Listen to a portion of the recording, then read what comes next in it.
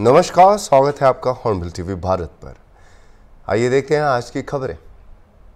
वक्फ bill को लेकर विपक्ष सरकार पर हमलावर है। हालांकि इस बिल के बारे में सरकार लगातार अपना पक्ष भी रख रही है कि इससे किसी का उत्पीड़न नहीं होगा। उत्तर प्रदेश सरकार के अल्पसंख्यक कल्याण मंत्री दानिश आज़ाद अंसारी ने हॉर्नबिल टीवी से बातचीत में इस बिल का समर्थन करते हुए इसका विरोध करने वालों को करारा जवाब दिया है। साथ ही मंत्री दानिश आज़ाद अंसारी ने काकोरी कांड के शताब्दी महोत्सव और मदरसों में हर घर तिरंगा अभियान को लेकर भी जानकारी साझा की है।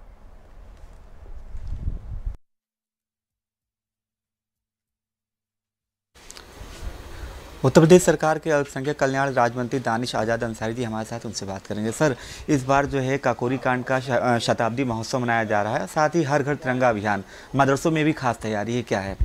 निश्चित तौर पे मदरसे में और हम इस आज़ादी के महोत्सव को पूरे धूमधाम से मनाएंगे। काकोरी एक्शन की जो घटना थी उसको भी 100 वर्ष पूरे होने को हैं, उसकी भी स्वर्ण शताब्दी का ये वर्ष है, उसको भी धूमधाम से मनाएंगे। मदरसे के बच्चा हमारे देश के विकास में सहभागी बने, देश की उन्नति में सहभागी बने, हमारी सरकार की सोच है। और मदरसे का बच्चा मुख्यधारा से जुड़ के विकास, तरक्की और तालीम की तरफ आगे बढ़े, इस नियत के साथ हम काम कर रहे हैं। आपकी सरकार तो वैसे भी कहती रही एक हाथ में लैपटॉप एक हाथ में कुरान, लेकिन मदरसों में खास क्या इंतजाम किए गए हैं 13 से 15 अगस्त के बीच में? देखिए, हर घर तिरंगा अभियान से मदरसा जुड़ेगा। उत्तर प्रदेश के हर मदरसे में तिरंगा लगेगा। इसके साथ साथ आज़ादी के तराने भी गाए जाएंगे और देश के जो सेनानी रहे हैं, जो वीर शहीद रहे हैं, उनके बारे में भी चर्चा करके हम देशभक्ति के अलग अलग जगाने का काम करेंगे। सवाल ये कि जो संसद में बिल पेश होने वाला है, समाजवादी पार्टी वक्फ बिल का विरोध कर रही है। इस वक्फ बिल का विरोध करना जैसे कोई बात नहीं है। समाजवादी पार्टी अगर मुस्लिम समाज का डेवलपमेंट चाहती है तो उसको भी मोदी सरकार के साथ आगे बढ़ना चाहिए। मुस्लिम समाज के विकास के लिए जो चीज़ें ज़रूरी हैं, निश्चित तौर पर हमारी सरकार ज़रूर करेगी। आपने सुना दानिश आज़ाद अंसारी जी को। वीडियो जर्नलिस्ट अनिल सैनी के साथ अनुप चौधरी, हॉर्नबिल टीवी, लखनऊ।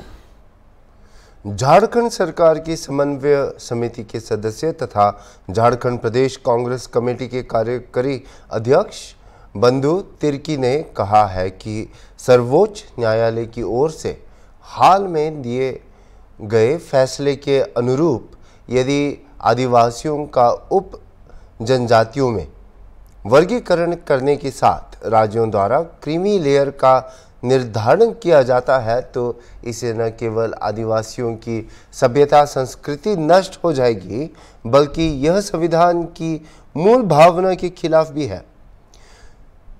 श्री तिर्की ने इस मामले पर लोकसभा और राज्यसभा में चर्चा की मांग करते हुए कहा कि यह देश के 13 करोड़ आदिवासियों से सीधे सीधे जुड़ा मामला है जो इससे प्रभावित होंगे।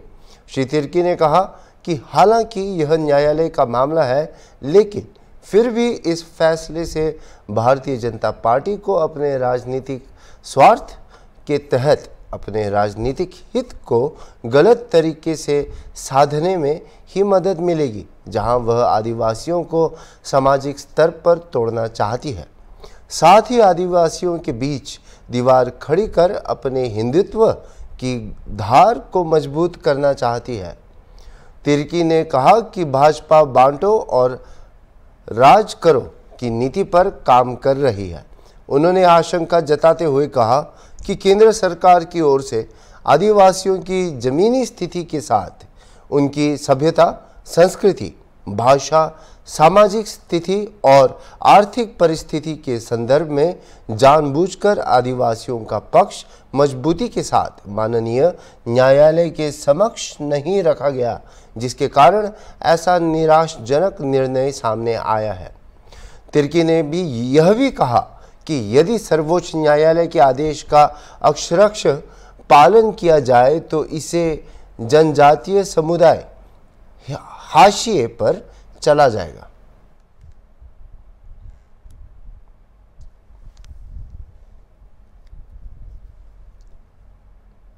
अड़तालीसवीं वाहिनी सशस्त्र सीमा बल जयनगर के कार्य क्षेत्र भारत नेपाल सीमा चौकी हरने के जिम्मेवारी के इलाके में बाहवा सीमा चौकी हरने के जवानों द्वारा विशेष के गश्ती ड्यूटी के दौरान अचानक से की गई कार्यवाही में भारतीय नेपाल सीमा स्तंभ संख्या 280-23 से 800 मीटर भारतीय क्षेत्र में एक व्यक्ति हर्षवर्धन मेहरा, जिसकी उम्र होगी 22 वर्ष, सुपुत्र देवेंद्र राम, वार्ड नंबर 5 हरने, डाकघर एवं पुलिस थाना हरलाखी जिला मधुबनी को प्रतिबंधित दवाइयों जैसे कि triprolidine, hydrochloride and codeine phosphate syrup, एक्सीपोलिन 100 ml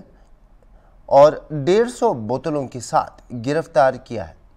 प्राप्त जानकारी के अनुसार उक्त व्यक्ति स्कूटी पर प्रतिबंधित दवाइयां लेकर जा रहा था। एससी बल के जवानों को उक्त व्यक्ति के ऊपर संदेह होने पर उसे रोककर उसकी तलाशी ली गई तो उसके पास स्कूटी में रखी हुई उपरोक्त दवाइयों का बरामद किया गया। दवाइयां के बाबत पूछताछ करने पर उक्त व्यक्ति दवाइयां के बारे में संतोषजनक जवाब नहीं देने पर जवानों द्वारा उसे गिरफ्तार कर लिया गया, जबकि दवाइयों बरामद स्कूटी एवं गिरफ्तार संदिग्ध व्यक्ति को अग्रिम कार्यवाही हेतु हरलाखी थाने के सुपुर्द कर दिया गया है। भारत नेपाल सीमा पर तस्करी रोकने के लिए सशस्त्र सीमा बल लगातार अभियान चला रही है। आने वाले समय में भी इसी प्रकार अभियान चलाकर सीमा पर होने वाली अवैध गतिविधियों को रोका जाएगा।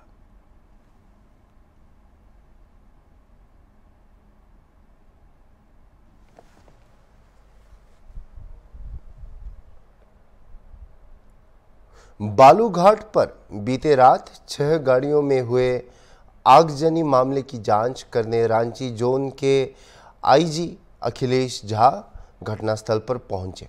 बालू का डंप देखकर आईजी के होश उड़ गए और उन्होंने ग्रामीण एसपी सुमित कुमार अग्रवाल को बालू के अवैध कारोबार पर रोक को लेकर कार्रवाई करने का निर्देश दिया। वहीं बुड़मू इलाके के सक्रिय उग्रवादी संगठनों के खिलाफ लगातार अभियान चलाने का निर्देश दिया और इस घटना में संलिप्त अपराधियों को जल्द से जल्द गिरफ्तार करने को कहा है। इस पूरे मामले में आईजी ने पत्रकारों से बातचीत में कहा कि जल्द ही पूरे मामले का खुलासा किया जाएगा। अनुसंधान में जुटे पदाधिकारियों को कोई दिशा निर्देश दिए गए हैं और करोड़ी की अवैध उगाही के कारण छापर बालूघाट उग्रवादियों और अपराधियों का चरम अड्डा बन चुका है। आए दिन यहां कभी उग्रवादी तो कभी अपराधी वाहनों में आगजनी करते हैं। इस पर लगाम लगाना झारखंड पुलिस के लिए चुनौती बन गया है। बुड़मू छापर घाट में टीएसपीसी, जेजेएमपी पांडे गिरोह, अमन सांव गिरोह, आलोक जी गिरोह, वीएस तिवारी गिरोह और पूर्ण रूप से सक्रिय है। इन गिरोह को अवैध उगाही की राशि दी जाती है। लखनऊ नगर निगम के मार्ग प्रकाश विभाग में एक बड़ा भ्रष्टाचार का मामला सामने आया है। जोन 3 और जोन 7 के लगभग 200 लाइटिंग पोल गायब हैं। ये लाइटिंग पोल पॉलिटेक्निक से इंजीनियरिंग कॉलेज चौराहे तक लगे थे। पिछले 2 सालों में इस मार्ग पर 3 ओवरब्रिज बनाए गए हैं और इस मार्ग के ठीक बीच में बन डिवाइडर पर लगे लाइटिंग पोल कहाँ गए? लेकिन 46 खंभों का दिया जवाब, बाकी खंभों का नहीं दिया जवाब और पोलों का जवाब नगर निगम के जिम्मेदारों के पास भी नहीं है। नगर निगम का मार्ग प्रकाश विभाग इन दिनों सुर्खियों में है और खुली तारों से लेकर क्षतिग्रस्त खंभों ने निगम की साख को बट्टा लगाने में कोई कसर नहीं छोड़ी है। अब मार्ग प्रकाश विभाग में एक बड़ा भ्रष्टाचार का मामला सामने आया है और बता दें कि जोन 3 और जोन 7 इनमें सीतापुर मुख्य मार्ग जो शहर के बीच से होकर जाता है उसमें पिछले 2 सालों में 3 ओवरब्रिज का निर्माण हो चुका है। इन ओवरब्रिज के बनने से पहले इस मार्ग के बीच में बनी डिवाइडर पर निगम के लगभग 240 लाइटिंग पोल लगे हुए थे, जिन्हें क्षेत्र में तैनात अवर अभियंता को ब्रिज बनने से पहले हटाना था और ये लाइटिंग पोल हट भी गए। लेकिन ये लाइटिंग पोल वहां से हटाने के बाद कहां गए, इसका जवाब किसी के पास नहीं है। आइए एक नज़र डालते हैं इस रिपोर्ट पर। लखनऊ मार्ग प्रकाश में कहीं ना कहीं एक बड़ा घोटाला हुआ है। आपको बता दूं, हॉर्नबिल टीवी ने इस मार्ग प्रकाश को लेकर कई बार खबर प्रकाशित करी और पॉलिटेक्निक से लेकर इंजीनियरिंग चौराहे तक का 250 पोल लगे थे और उन पोलों में से 46 पोलों का जवाब दिया गया, क्योंकि पॉलिटेक्निक से इंजीनियरिंग चौराहे तक एक ब्रिज बनाया गया है जो NHI के द्वारा बनाया गया है और उससे पहले वहाँ पर डिवाइडर्स लगे थे, उस पर पोल लगे थे, वो पोल गायब हो गए हैं। इसकी जानकारी जब हमें प्राप्त हुई तो हमने उच्च अधिकारियों से बात करने की कोशिश करी। कई बार हॉर्नबिल टीवी ने इस खबर को प्रकाशित किया, लेकिन उसके बाद उन जिम्मेदारों ने अभी तक कोई संतुष्ट जवाब नहीं दिया। सिर्फ 46 खंभों का जवाब दिया और 150 बचे जो खंभे, उनका अभी तक कोई आधिकारिक तौर पर जवाब नहीं दिया। यहीं पर ये नगर निगम का मुख्यालय, यहीं से वो जो जिम्मेदार लोग हैं उन्होंने लाइटें लगवाई थी। अब वो मुख्यालय पर बैठे हैं और वो लाइटें गायब हो गई, पोल गायब हो गए हैं, ऊपर से लेके नीचे तक कोई जवाब नहीं दे पा रहे हैं। यही जो ईशान पांडे हैं उनसे भी कई बार पूछा गया, लेकिन उन्होंने भी कोई संतुष्ट जवाब नहीं दिया। अपर नगर आयुक्त, चीफ इंजीनियर कोई संतुष्ट जवाब नहीं दे पा रहे हैं कि आखिरकार वो जो गायब पोल थे वो कहाँ गए, क्योंकि वो जो ब्रिज बना है पॉलिटेक्निक से इंजीनियरिंग चौराहे तक का, वो जोन 3 मार्ग प्रकाश और जोन 7 लगता है नगर निगम का। लेकिन वो दो जोन में जिस तरीके से जो पोल्स गायब हुए, लाइटें गायब हुए, उसका कोई संतुष्ट जवाब नहीं दे पा रहे। आखिरकार मार्ग प्रकाश में इतना बड़ा भ्रष्टाचार हो रहा है, जिम्मेदार जवाब नहीं दे पा रहे हैं। महीनों से इनसे पूछा जा रहा है, लगातार इनको बताया जा रहा है, उसके बाद भी कोई संतुष्ट जवाब नहीं दे पा रहे। आखिरकार इतनी बड़ी लापरवाही कैसे हो सकती है कि जो जिम्मेदार बैठे RR पे चाहे मुख्यालय पे बैठे, उसके बाद अगर जवाब नहीं दिया जा रहा तो कहीं ना कहीं साफ तौर पर वो भ्रष्टाचार दिखाई देने लगा है कि मार्ग प्रकाश में इतना बड़ा भ्रष्टाचार हो रहा है। मुख्यमंत्री की जीरो टॉलरेंस की नीति के तहत जो अधिकारी है वो लगातार पलीता लगाते हुए नजर आने लगे हैं, क्योंकि जिस तरीके से मार्ग प्रकाश की लापरवाही आती है, आए दिन सामने कहीं मार्ग प्रकाश की लाइटें बंद रहती तो कहीं तार खुली रहती, कहीं पोल क्षतिग्रस्त रहते, कहीं लाइटें गायब रहती है। उसकी सारी इंफॉर्मेशन इन जिम्मेदारों को दे दी जा चुकी है। हॉर्नबिल टीवी ने इस चीज को कई बार प्रमुखता से दिखाया है, लेकिन कोई जवाब नहीं दे पा रहे। आखिरकार कब जवाब देंगे, वो कब पोल वापस आएंगे, क्योंकि सिर्फ 46 पोलों का आंकड़ा दिया है। आप समझिए 46 पोल का आंकड़ा देने का मतलब 200 पोल गायब हुए तो 46 का क्यों मुहैया गए, ये बड़े सवाल खड़े होने लगे, क्योंकि मार्ग प्रकाश कहीं ना कहीं अब दायरे में फंस चुका है और भ्रष्टाचार जो हुआ है वो कहीं ना कहीं जांच का विषय भी बन चुका है।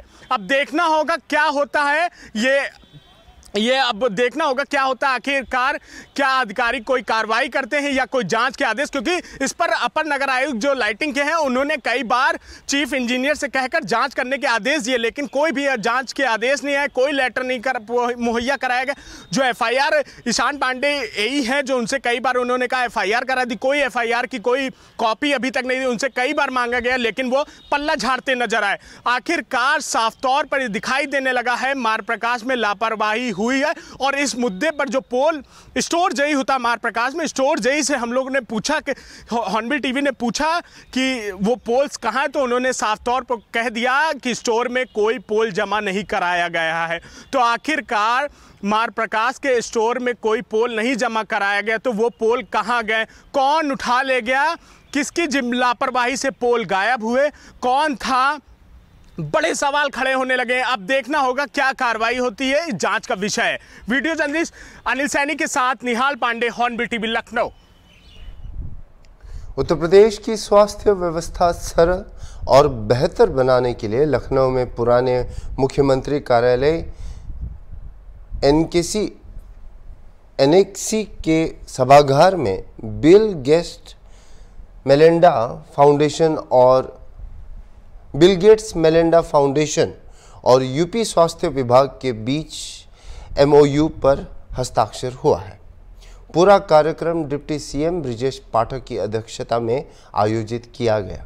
कार्यक्रम में यूपी सरकार में स्वास्थ्य राज्य मंत्री मयंकेश्वर शरण सिंह समेत स्वास्थ्य विभाग के तमाम अधिकारी और बिल गेट्स फाउंडेशन के पदाधिकारी मौजूद रहे। बता दें कि बिल गेट्स मिलिंडा फाउंडेशन लगातार से यूपी में स्वास्थ्य विभाग से मिलकर काम कर रहा है।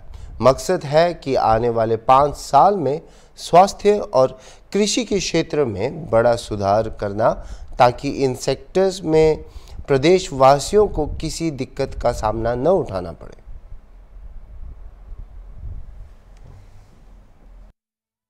उत्तर प्रदेश सरकार ने bill and Melinda Gates foundation के मध्य एक मेमोरेंडम ऑफ कोऑपरेशन 5 साल के लिए आगे बढ़ाने का काम किया है। इसके माध्यम से स्वास्थ्य के क्षेत्र में हम और अच्छा क्या कर सकते हैं और पिछले 5 वर्षों में जो काम हुआ है उस पर हम लोगों ने गहन अध्ययन किया है और आने वाले दिनों के लिए एक बड़ा प्लान तैयार करने के लिए हमने कहा है।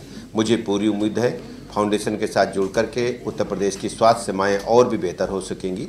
मैं उत्तर प्रदेश सरकार की तरफ से bill and Melinda Gates foundation का बहुत बहुत धन्यवाद ज्ञापित करता हूँ। और जॉन हॉपकिंस यूनिवर्सिटी के साथ मिलकर क्लास लेवल 4 के डॉक्टर्स की जो ट्रेनिंग आप लोगों ने कराई है उसमें हमें बहुत फायदा मिला है। प्रधानमंत्री आयुष्मान भारत जन आरोग्य योजना में एक्सेस के साथ मिलकर आप लोगों ने काम किया, मरीजों तक पहुंच बढ़ाने में उसमें हमें काफ़ी सहायता मिली है। वो जो आपका हमारा सेंट्रल कमांड सेंटर वो इन्हीं के फंडिंग ऑर्गेनाइजेशन पिरामिड फाउंडेशन के साथ आप लोगों ने इसको एस्टैब्लिश किया है, मदद की। बहुत से ऐसे और काम है जो केयर ऐप भी इन्हीं की मदद से हम लोग बना पाए। ऐसे बहुत से चीजें हैं जो हमने जब भी कहा कि हमें इक्विपमेंट्स को मेंटेनेंस को देखने के लिए हमें सेंट्रलाइज्ड पोर्टल चाहिए, ये इनके कभी पीछे नहीं बैठा, वो तुरंत होता है कि हाँ ये हो सकता है, करेंगे। DBDMS इनके माध्यम से हो। तो बहुत से ऐसे डिजिटल इंटरवेंशंस हैं जिसके वजह से हम लोगों को मॉनिटरिंग करने में सुविधा हुई। आयुष्मान आरोग्य मंदिर में इनके जो संस्था जबाइको के माध्यम से हम काम करते हैं। आयुष्मान आरोग्य मंदिर बहुत बड़ी संख्या में बहुत कम समय में क्रियाशील हुए हैं। टेलीकंसल्टेशन जो बढ़ा है उसमें इनके जो संस्था जबाइको का भी रोल है। परंतु गुरुवार को लोकसभा में वक्फ संशोधन विधेयक पेश होने के बाद केंद्र पर विपक्ष के चौतरफा हमले के बीच केंद्रीय अल्पसंख्यक मामलों के मंत्री किरण रिजिजू ने सदन में विधेयक का बचाव किया और कहा कि यह किसी भी धार्मिक संस्था का स्वतंत्रता में कोई हस्तक्षेप नहीं है। इस सदन के मेंबर्स को इस महत्वपूर्ण बिल में उन्होंने जो नोटिस दिया उसको एडमिट करके बोलने का मौका दिया।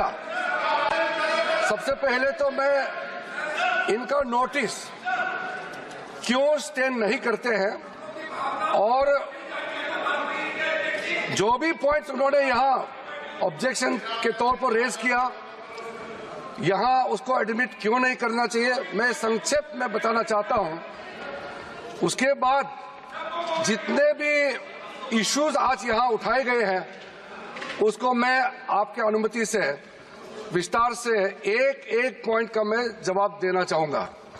और मैं ये मानता हूं, विश्वास है कि मेरे बात को ध्यान से सुनने के बाद अंत में इन्होंने जो भी आशंकाएं व्यक्त किए हैं या गलत तरीके से यहाँ बातें बताया गया है, सब चीज को मैं दूर करूंगा।